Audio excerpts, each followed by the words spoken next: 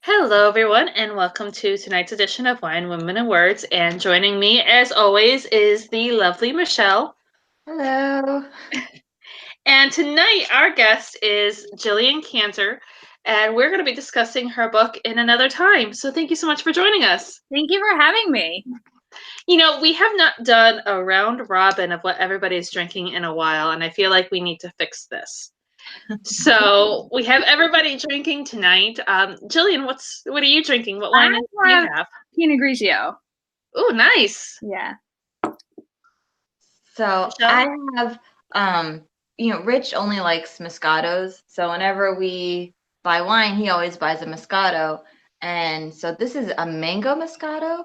And it sounds like it would be like so sweet that your teeth hurt. But this is actually really good. And it was up to like here. Because my lovely dog decided to take me for a run through the neighborhood off leash, not intentional. He just took off because my son let him out of the house. And I caught him because he ran into someone's house that I have not met before. So them meeting me was my giant 70-pound husky barreling down their very narrow hallway and chasing after their very lovely tiny little golden retriever that didn't know who this giant husky was. Oh my gosh. So I'm going to go back to her house tomorrow with a Starbucks gift card and some Febreze because he also let their dog out and she ran through the mud. Oh no. So this glass was like up to here. And then didn't Landon also let the cat out too today? Yeah. What by the time I got back with the dog, my neighbor was over watching the kids because I took off running after the dog. And she goes, "Oh, Fish is somewhere in the garage and we can't get him." Kids, they're so wonderful. So it's been a day. It sounds like it. Yeah, you totally need that one. I'm drinking a rosé. I'm actually finishing a bottle that I started a few weeks ago. And it's still good. It's kept quite well in the fridge, so I'm quite happy with that. This is such good wine. It's dangerous wine. It's like I can't stop drinking it because it tastes so good. So it's going to be a good episode, guys. It sounds like it's a good wine. I mean, I like things with mango, but it's Moscato. And I really feel like we need to develop your husband's palate. I have faith that your husband can like better wine. Tried. Well, I'll keep trying. It's a good excuse to buy more wine. Yeah, exactly. You'll find something. But enough about the wine. We need to talk about Jillian's book. For those who aren't familiar with your book, Jillian, can you tell us a little bit about it?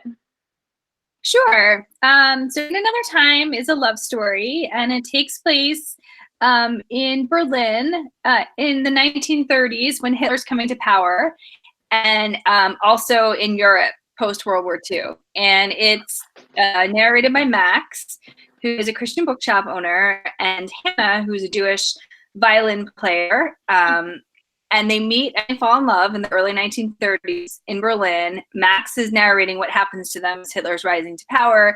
And then Hannah's story starts in 1946 when she wakes up in a field with her violin and no memory of the last 10 years. And so she has to sort of move on and figure out what happened to Max after the war. And you sort of alternate in those two time periods and see what happened to them. I love a good World War II story. I'm such a sucker for it. There's so many stories that can come out of World War II, and just when you think they've all been told, something new and interesting pops up. And so I absolutely love it. What inspired you to write the story?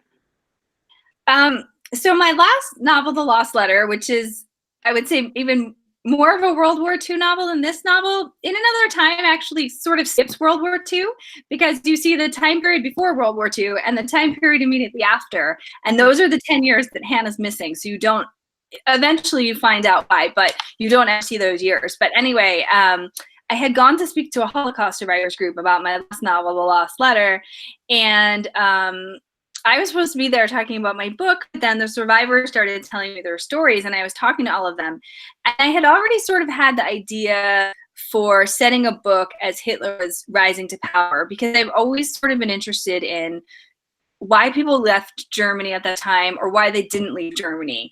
And this woman said to me, she was a young girl, her family was Jewish, and she said her parents refused to leave Germany because they said, we're Germans, this is our country, why should we have to leave because this man is coming in, we're going to stay and fight.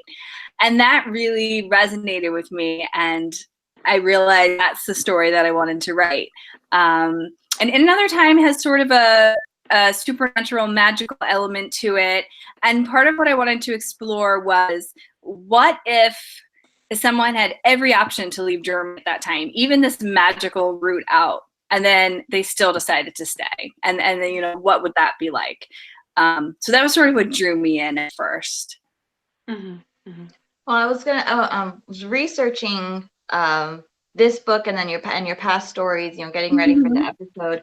And there are so many different aspects to this story that I feel like there are a lot of different plot lines going on, because you have Hannah and her amnesia, which I feel like provides the perfect grounds for yelling at the book while you're reading, going, "Oh, come on!" So I feel like a lot of that would be going on.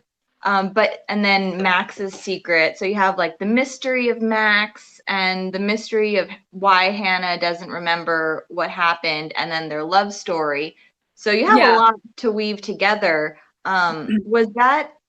Was this your first time experiencing kind of those different threads, tying them all together? This was definitely different. My last novel took place in 2 time periods. It was in 1989 and 1939. And so, there were multiple characters sort of moving around and intersecting in the stories. But what made this one, I guess, a little more challenging was that I wrote the book in the order that you read it. So you're going from 1931 to 1946, and then from 1932 to 1947. And Hannah in 1947 knew what happened in 1935, even though I hadn't written that chapter yet. Mm-hmm. So I had a little bit of trouble in the first draft, sort of keeping track, what everyone's doing and what year. And also Max and Hannah, you see some of the scenes from his point of view and then the memories from her point of view, but they've seen things differently. So I had to end up like halfway through the draft. I made this huge chart on the wall of my office. It's actually like sitting right next to me. And I had to do like every single year from 1930 through to 1958, which is the end of the book, and where the characters were and how old they were, and what's sort of going on in that scene. So then I could pull pieces of that as I was going. And when I revised the book, I revised it one story at a time. So I revised all of Max's story in order, and then all of Hannah's story in order. But when I write, I like to write in the order that you read it, because I feel like that helps me with like the plotting and the pacing and, knowing how to balance all of that. So it was a little bit of a challenge to keep all of the threads straight. And every time I write a book and I'm in the middle of the draft and it's hard and I'm like, I'm never going to do this again. And so now I'm doing something else, but it's like worse. And so now I'm saying, I'm never going to do this again. And then that's how I always get myself into these things. But that's what makes it really fun too. If I weren't challenging myself with every book, then what's the point? I totally hear you on that. In the drafting stage, and then also like fun in the revising stage to try to pull all of those threads together. Mm-hmm. Now, you said you went to a Holocaust survivors group to talk to them about your first book. Were there more of their stories that you tried to interweave into Hannah's story? I think I'm trying to figure out how to say it without giving away any plot points. You do meet some Holocaust survivors in Another Time later on in the book. Hannah meets some women, and some of the things that they say to her were things that people said to me at that group, but not specifically Hannah's story. I mean, Hannah's story also I had read an article a few years ago, I think in the New York Times, and about a violinist who had survived Auschwitz because he could play the violin. And then after the war, he became this concert violinist. And so that sort of inspired me for Anna's character, I think, more than the people that I talked to. But just the idea that, you know, a lot of the Jews in the country felt that they were Germans and Germany was their country and they weren't going to abandon it. I was just really fascinated by that. Mm-hmm. I mean, that's a fascinating topic. And I think a lot of us, you know, it's one of those things I love about historical fiction where you can find the lessons in those stories and apply them to today, because there's so much of that you can really apply to in the current events going on today. Right, exactly. I just had a question, and I got distracted with something else, and now it's gone. And I know you look like I was looking at you because I was like, okay, she's got that I got a question face.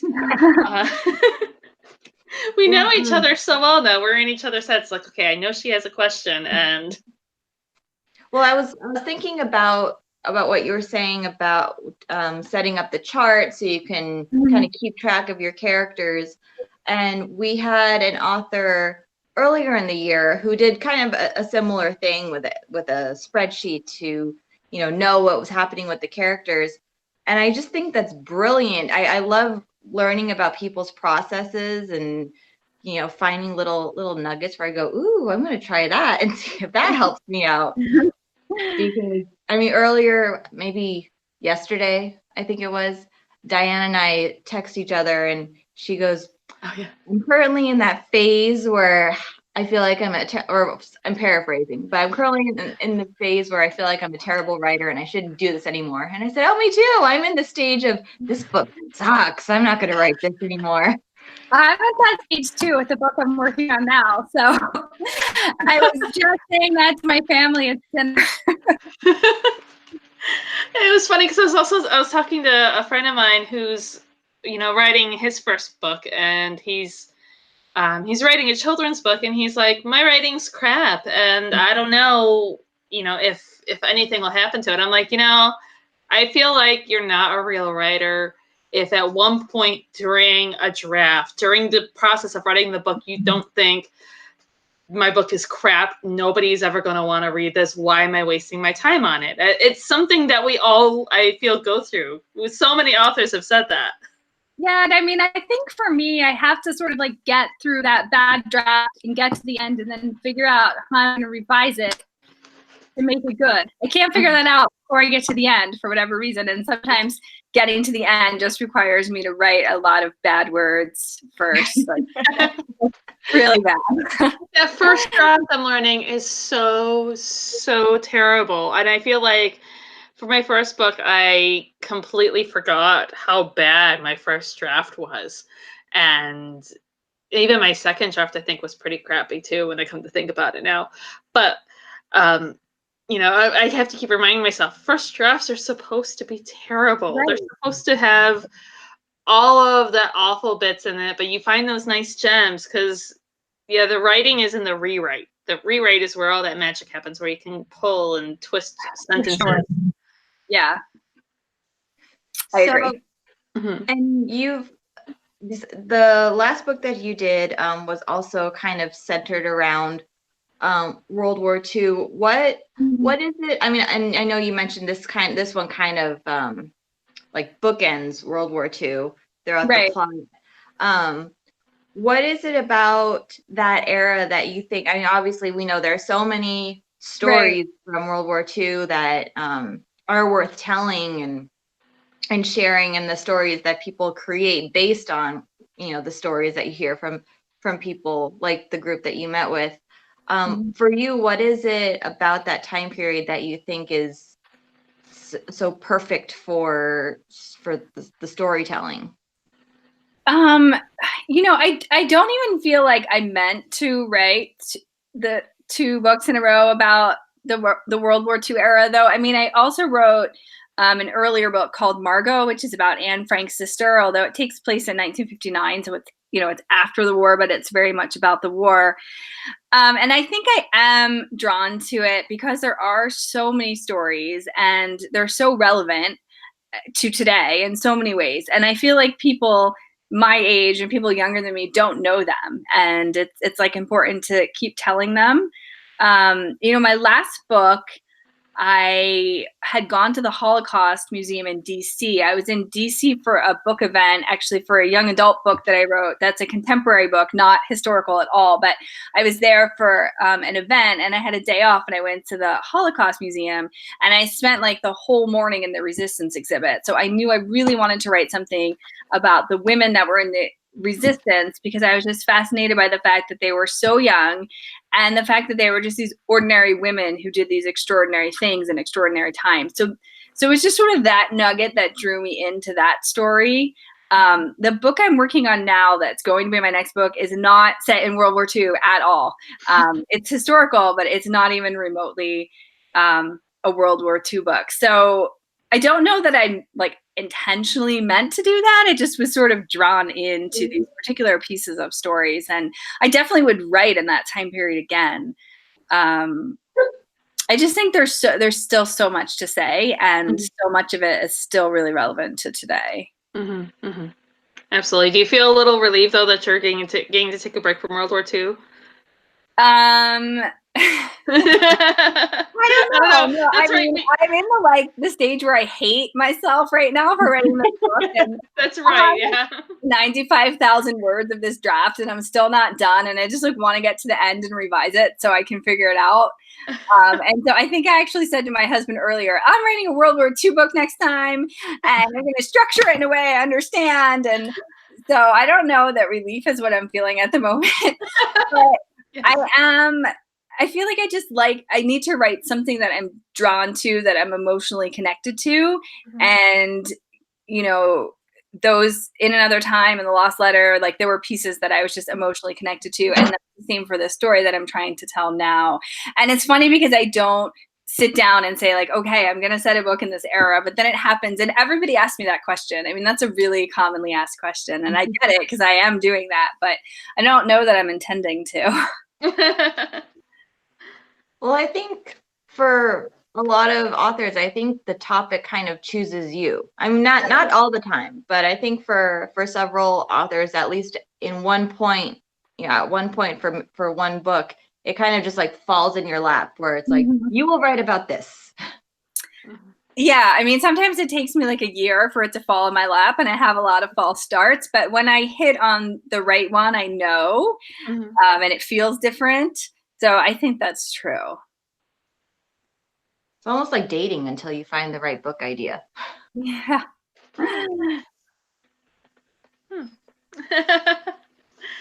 I'm just thinking about what if I was dating the current book that I'm writing right now, we would be in a very rocky place.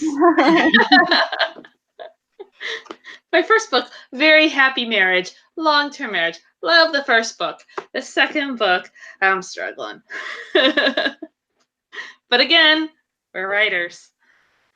I think I'm kind of where you are, Jillian, where I'm literally at 95,000 words, and it's just like, oh my God, just finish. Right. Like, wrap it up. Let's do this. I got to get one of my kids to write the ending just so I can just sit down and revise it. Summer project. Read up, have a glass of wine, let the kid take over the rest. So figure out how this ends for me so I can go fix it. Yeah, exactly. You'll clean up the mess afterwards. It's all good. So one last question. So going back to that 1930 30s time period, which I also find that really fascinating, where the rise to power of Hitler was so interesting, and how the country let him come into power. Was there anything that kind of stood out for you besides the Jews that decided to stay in Germany? Was there anything else that kind of stood out to you during that time? I think it was sort of like the way everyone just went on with their normal lives, even as these terrible things started happening to them. And it, I think looking back on it now, we know what the Holocaust is and just how horrific it became. But in Germany in 1935, in Berlin in 1935 or 1933, the people living there had no idea that it would ever get to that. And it didn't get that way overnight. Like, things started to change. Their freedoms were taken away sort of little by little, day by day. And people still went to work and went to school and, just lived their lives in their country because that's what they did. And just sort of dissecting that year by year and from this distance that we're in now and seeing, okay, well, first this happened, but nobody really did anything. And then this happened and nobody really did anything. And sort of being able to pick that apart was like fascinating, but also terrifying. And just sort of like interesting to me as a writer to think about what daily life was like at that time. And Hannah completely, like, she thinks she's going to be fine because she plays the violin and she's very talented and Hitler likes music and she doesn't think anything's going to happen to her. Even as things are start happening to other Jews, she just thinks, well, I'm fine. This isn't going to touch me. And I feel like that's sort of a human reaction. That's your home. Of course you don't want to leave it. Of course you don't want to accept that things could get bad for you there. So that was really interesting to write. Yeah, it's interesting. I mean, it's easy to kind of grasp. We can't quite grasp that shock that people go into. That that's almost a protection mode of just rolling off. This can't happen to me. This can't touch me. Or just when these small things start happening, sort of day by day, week by week, it's sort of easy to become immune to them or just ignore them and just sort of go about your life. And then you get to the point where Jews are being hauled away to concentration camps, and it was like they had no concept that this was going to happen or could happen to them at a certain point. Michelle, did you have any other questions before we let Jillian go? No. You look. I have my husky over here who knows he's in trouble, but he keeps whining at me. I'm convinced that there is an animal on my roof. Either that or my kids are repeatedly falling out of bed because I just keep hearing like thuds. And if they're hurt, they would come down and tell me. But it's just strange noises. Okay. I like when the strange noises happen when Rich is not home. But no, my mind is completely blank right now. Okay then. Well, Jillian, thank you so much for joining us. Thank you for having me. It was such a pleasure talking to you about your book. And everyone, in another time, it's available, I'm assuming, everywhere books are sold? Yeah, everywhere books are sold. Yep. So be sure to pick up your copy as soon as you can. Thank you guys. Thank you so much for joining us. Okay, bye. Bye. So now we are going to switch gears and we are going to start discussing The Chef's Secret. Yes. So, all right. First, I know I've read 4 chapters. That's okay. Okay. I'm right there with you. I've read 4 chapters as well. So we're on the same page. I'm almost to the end of the 4th chapter. So if you spoil it for me, it's totally cool because I've got like 2 pages to go. No, there really isn't anything to spoil at that point. But let's talk about, oh my God, River, relax. Our dogs are all freaking out. I've got Lilo. If you guys are watching, if you're listening, you can't really hear her because I took off her collar so that you don't hear her little chiming, as you have probably heard in past episodes. But she's just like, I feel like she's a sloth right now where she just won't let go of me. Every time I move my hand, she's like reaching out with her paw, trying to pull me in. It's just not enough. Poor thing has separation anxiety. She's only been home alone for a couple hours, and her world has apparently come to an end. You left me forever. I didn't know if you were coming back. Why do you hate me so much? Yeah, we're talking about you, little dog. So, anyways, let's just jump into page 15. You guys, there's a code. Can you see that? Well, if you don't see it, if you guys are only listening, be sure to check out our Instagram page because I posted that first code. And I love it, the fact that she just jumps right in on the code, like right from the very beginning. And like, oh, suddenly in a lower corner of the page, you see figures that don't make sense. No, it's like a paragraph. And the reason why I'm not further in is because I spent a good 10-15 minutes trying to decipher this without a key. But I did put a post-it note so that when we do get a key or when I do have theories about this, which I will, I can go back and I can figure out this code. I'm really excited to know if you do, like if we do find out what it all says, or if it's just like if we find out the gist of it, or if it actually gets decoded and we I read have a exactly. feeling we're going to find out what it says because as I'm skimming it, I'm not doing the skimming so that I can get some spoilers. But I think we do find out. I got to close the book. Crap. Yeah.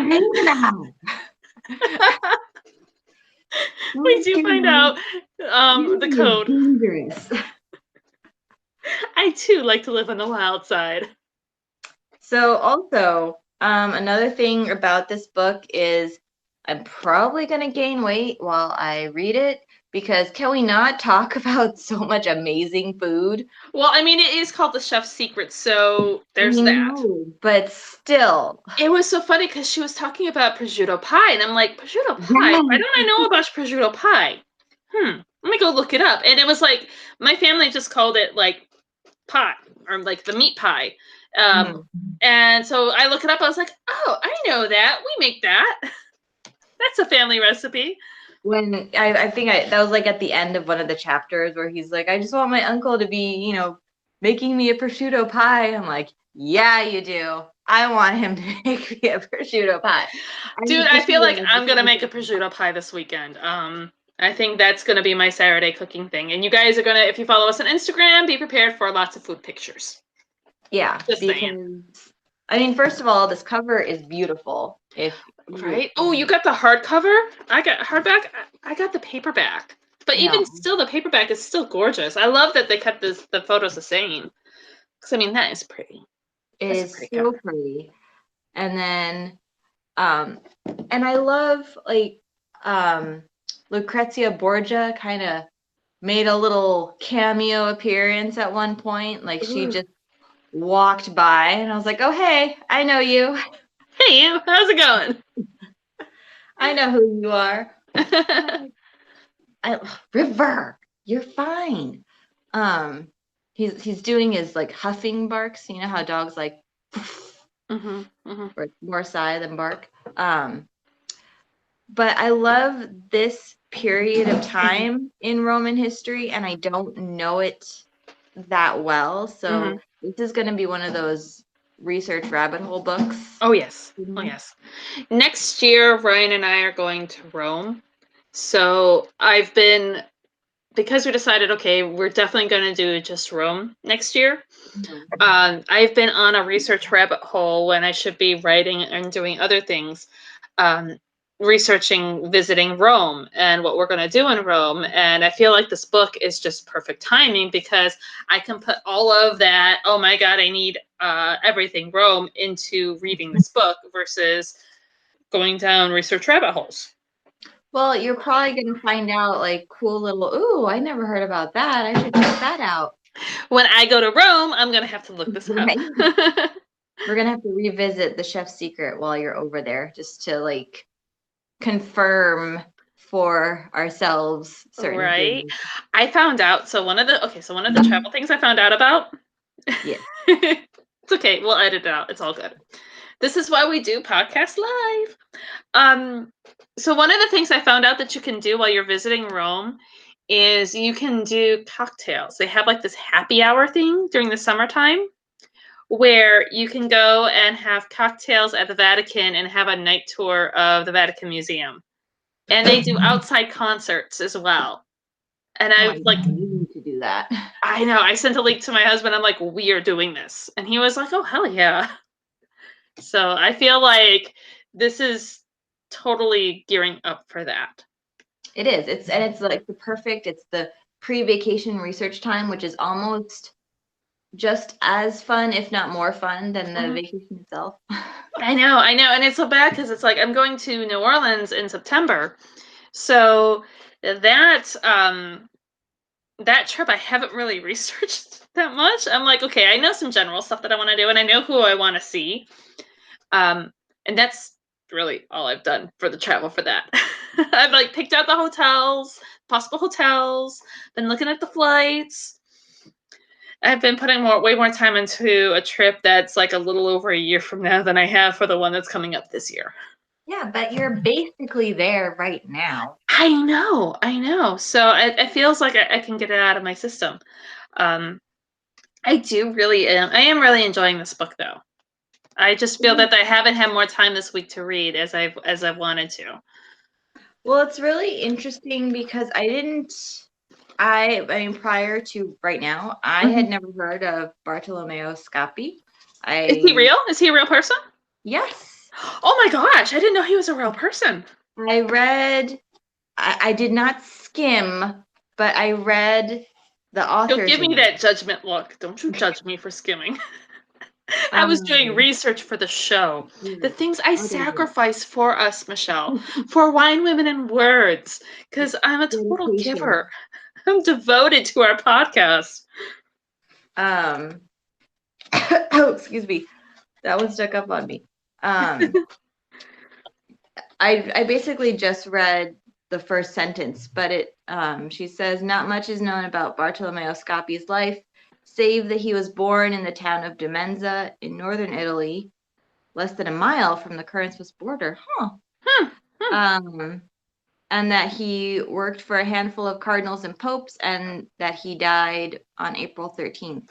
Oh, we just passed his death day. Is that a thing? His death, the anniversary of his death. So he was real, which I always love reading about real people. I know, me too. I love reading and writing about real people, like exploring why they did what they did. Yeah, for me, I feel like writing about real people would be too much pressure. But I mean, that's the beauty of historical fiction is you can do the research and you can make it as accurate as possible while filling in the blanks with your story. So. When you see, because I've got The Woman in Red coming out August 2020 about Anita Garibaldi, I could actually share some expertise on the subject. From my perspective, yeah, you've got that bit of pressure, but you get to play a cross between anthropologist and psychologist and a bit of sociologist, because you get to look at the historical record and everything that was going on around them, and you get to wonder what they were thinking and why they made the decisions that they made.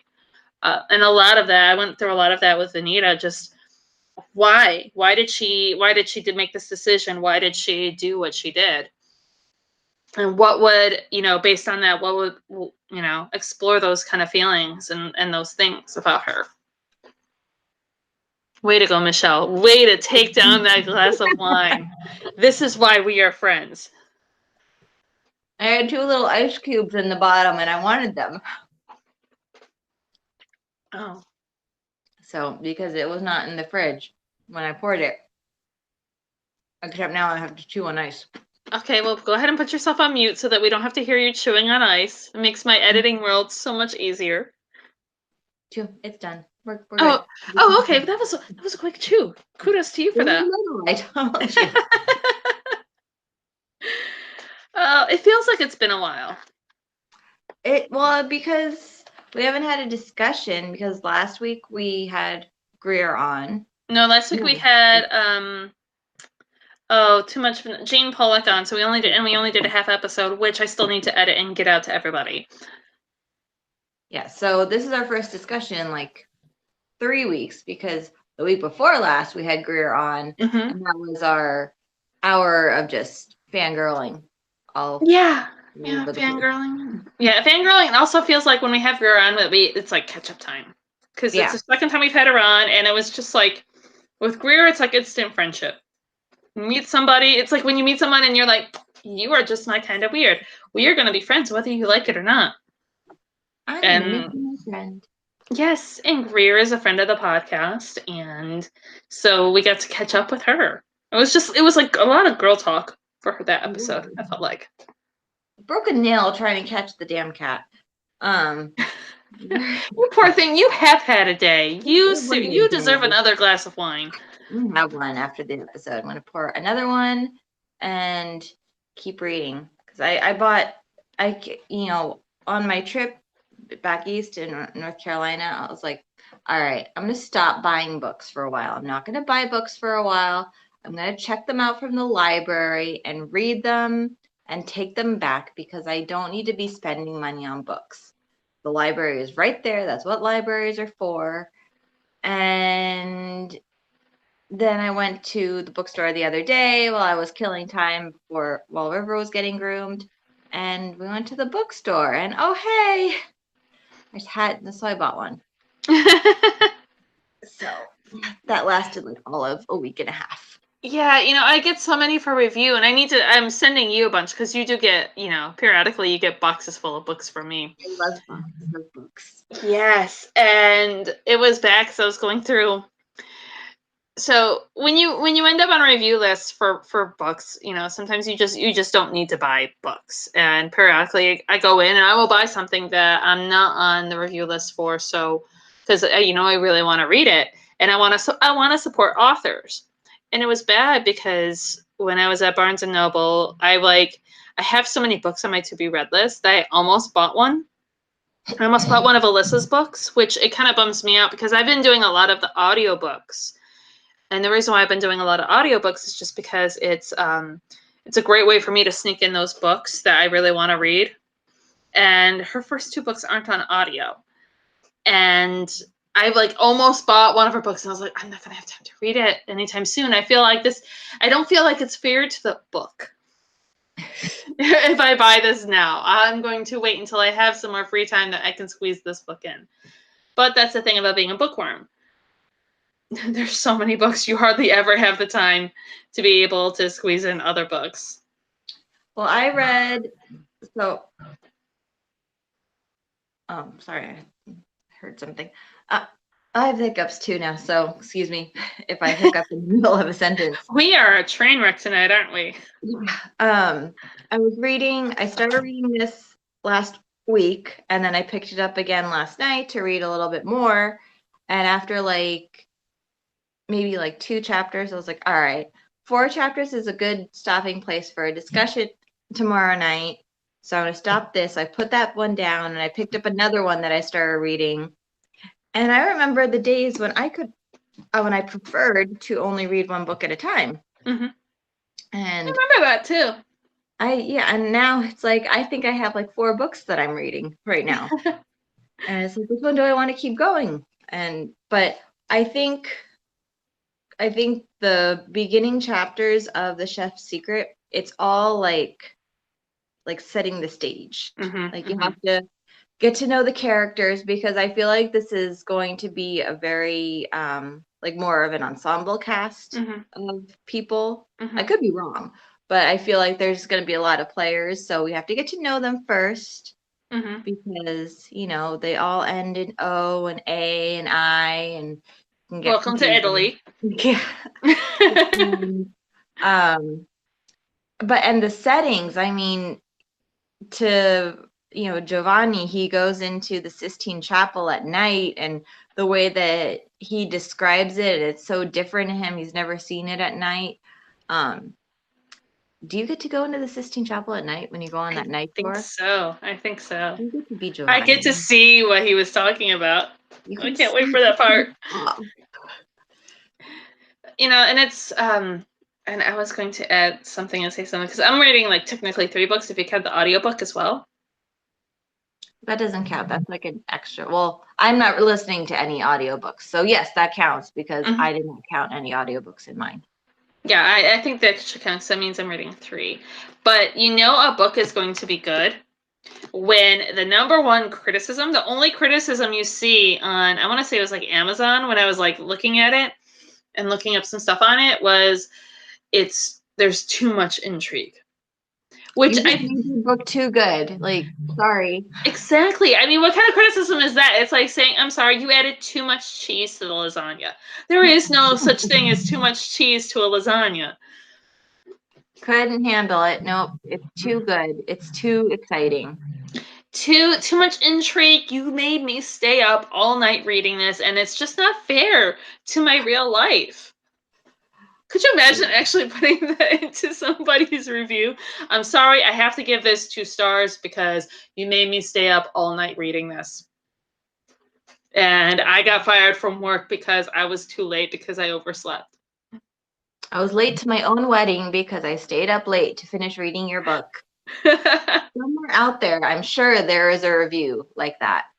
You know, if I were to get a review like that where it was like 2 stars because I stayed up all night and I got fired the next day, I would frame that review. Right, frame it. You frame that review. I would own that bad review. Thank you. I apologize. I was like, too much intrigue, and I could hear Michelle's voice in my head going, "There's no such thing." when I'm on my library kick last week of we're not buying books anymore. I have too many books that I haven't read. There is no such thing as too many books, and there is no such thing as too much intrigue. Exactly. I mean, I was talking to a few on my personal Instagram. I posted a thing about it. The lovely bookcase that I refurbished. I love it. I love that bookcase. I've already filled it. I know. I need another one now. I've officially run out of room. Yeah, Brian and I were talking about me getting an additional 2 bookcases for in my office because we've been doing some remodeling. Oh, you guys, check this out. So I'm so proud for those of you who are watching, and I can take a picture too and show you guys. For those of you who are only listening. So when you're watching us on YouTube, sometimes you'll see my really messy closet that I've been slowly trying to organize. But I actually got it all organized, and check out how cool and like organized that is. Ooh, it's so pretty. I know, and I've got a printer in there and everything. I'm so happy. I'm all organized and shit. So I'm like grown up. ready to be. Yeah, I'm ready to be a grown up. Yeah, I'm gonna be welcoming. I feel okay. So I'm gonna turn 40 in a year and a half. But now I'm like, I'm ready for my 40s. I can finally be an adult. Bring it. Exactly. Is this when you finally reach adulthood? When you turn 40? Is that it? I don't know. I mean, maybe. We'll find out. I mean, I did all the laundry today, but I still left the last load in the dryer where it's probably going to sit for the next week until laundry day again. I'm glad I'm not the only one who does that. I did that with a load of towels. Oh, you froze. Come back. Don't leave me. Oh, I hear you. There you are. Okay. We're here together again. Did you hear me? Don't go. Come back. Come back. Don't leave me alone here, Michelle. You're my work wife. No, I always leave a load in the dryer. It drives Rich crazy. Usually it's the whites because they're the ones that I do last, but I switched it up today. So now it's the darks. Wow, you actually separate your clothes still? I definitely do. I don't. I stopped. I was like, what's the point? This is all a ploy from the laundry people. And I start throwing it's like Valentine's Day. Valentine's Day is a play from the chocolate company. The separating your whites and your darks, it's a total ploy from the laundry company, from the people who make the laundry detergent, because they want you to use more laundry detergent. Well, the only reason I really do that is because Rich has to wear white t-shirts with some of his uniforms. I don't want to be, I don't want to pull a Rachel and accidentally throw like a red sock in there. And I can imagine you probably have to do like periodically bleach them to keep them white, because white shirts have a tendency to yellow over time due to age. I can totally understand that. But yeah, but anyway, so they're in the dryer and it'll sit there. But is that adulting? Maybe not. Maybe I still have 6 more years before I finally pull all the loads of wash from the dryer. You know, if that is adulting, then I'm not going to achieve that by 40. I don't think. I think I'm still going to be a kid by the time I turn 40. Oh, darn. I know. I totally have Peter Pan syndrome. Yeah, but can you fly? Can I what? I said, yeah, but can you fly? Working on it. Working on it. I mean, there is this thing called pixie dust, but I don't think it means what we think it I means. don't think it's the same thing. No, it's not. And you definitely do not snort it. So there's that, kids. This is what happens when we haven't had a half hour to talk for like 2 weeks or 3 weeks. I know, and we've barely been able to text. I feel like you've been just so busy where I like text you and I don't hear anything back for like 3 hours, and I start to think, do you love me anymore? Of course I do. No, so many times I like mentally reply and then like hours later I'm like, nope, definitely didn't type that. Or I'll get your text and it'll be like as you text me something. Oh, we were talking about breaking the code. Oh, on yes. book. And you replied to my text as I was walking out the door to walk River and have the kids play outside. And I was like, well, I'm gonna walk the dog. I'll text her when I get back. And I then got you forget location. about me. Then I'm chopped liver. You forget about me. No, the only reason I called Rich while I was chasing the stupid dog through the neighborhood, where I'm sure everyone heard me going, River, get back here. Where I called him at work. I'm like, your stupid dog is running through the whole neighborhood. And See, now I'm glad I'm not the only one who does that, where it's like the dogs are Ryan's when they've done something bad. And vice versa, of course. oh no, he's his. And we've been talking about getting a second dog for him to play with. Mm-hmm. And I'm like, nope, no second dog. Nope. Because if they both get out and they both go in different directions, I'm going to get the one that cuddles with me and River can find his own way home. Yeah, there you go. Because if we're getting a third animal, he better cuddle with me because no one cuddles with me. Oh, poor Michelle. I'll cuddle with you, Michelle. Thank you. You'll have somebody to cuddle with. Well, I mean, my kids do, obviously. But like, obviously. River, he hates cuddling. And Fish was supposed to cuddle with me. He was supposed to be my cat, and he follows Rich around like a dog. So now, did you pick out Fish? Fish picked us. Okay, like, okay. He reached out his paw as Landon was walking past and grabbed hold of his jacket. Like, hey, look at me. I'm super cute. Take me home. You see, because what happens with us, so I really wanted a long-haired dog, and Ryan and I got into the most adorable fight, a picture fight about dachshunds and long hair versus short hair, because he didn't want a long-haired dog because he didn't have to groom him. And so finally I was like, we're getting a long-haired dog. I don't care what you say. I want a long-haired dog. I want the girly dog. And he was like, fine. He's like, you won ages ago. I was just messing with you. And I was like, you bastard. So I pick out the long-haired dog that I want. Damn long-haired dog is his dog. The one that was supposed to be girly, the one that was supposed to be mine, is his dog. When we get Lilo, he picks out Lilo. And Lilo is totally my dog.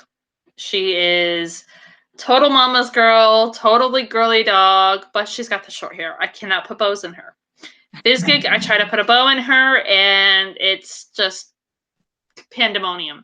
You would think I was torturing this poor animal. So yeah, we pick out each other's animals. It's so weird. And so I think next time we get a dog, I think he's going to have to pick it out so that it can be mine as well. So you have 2-1 outnumbered. Yes, and it's going to have to be another long-haired dog because I swear to God, I want a dog that I could put bows in the hair for. See, and I just want a dog that will cuddle with me and be excited when I get home. You should get a small dog, a smaller dog, because smaller dogs cuddle more. That's what we want. So we want a smaller dog. I don't want a short-haired dog because I don't need more fur. But we want a smaller dog with high energy because we want a dog that will run around with River. But I want we're looking at. Well, he found a puppy, Australian Shepherd, that was like Oh, I the love Australian cutest freaking Shepherds. little puddle of fur that you could ever Oh, imagine. It's long hair, but it's a very adorable. cute collection of long hair. You could be one of those weirdos who turns the hair into yarn and just start knitting with the yarn from your dogs. Oh, I don't know about that. That's a whole That's next other level. level of weird. You I do have embrace a life my after weird. all. I am proud of my weird, but I mean, no offense to anyone who's listening. That's true. No offense. If you do that, all the power to you. We totally, yeah, that's all power to you. You love your weird. I love my weird. My weird is not Embrace your weird. But it's Yeah, not on weird. Michelle's brand of weird. And for the record, it's not on my brand of weird either. No, but who are we to judge? Yeah, no judgment. No judgment. To each their own. In the words of John Lennon, whatever gets you through the night. Whether it's wine or cuddly dogs or knitting dog fur sweaters. You do you. Mm-hmm. Exactly. And you make this world a beautiful place by doing you. And I think on that note, I believe it is time to call it a night. Yeah, we've completely hijacked this conversation. We totally did. And we started talking randomness, so we hope you guys enjoyed it. But we will see you next week. And next week we're actually going to be on Tuesday. Yes. Because we have Armando Lucas Correa on the show, and we're going to be talking about The Daughter's Tale, which I absolutely cannot wait to talk to him about. And if you guys are in the LA area, join me and Armando on May 22nd at the Grove at 7 p.m. I will be interviewing him. We'll be in a nice conversation about his book at his book signing at the Grove. So come check it out. Say hi. You can get a copy as well. All right. Well, have a good night, everyone. Good night. Bye.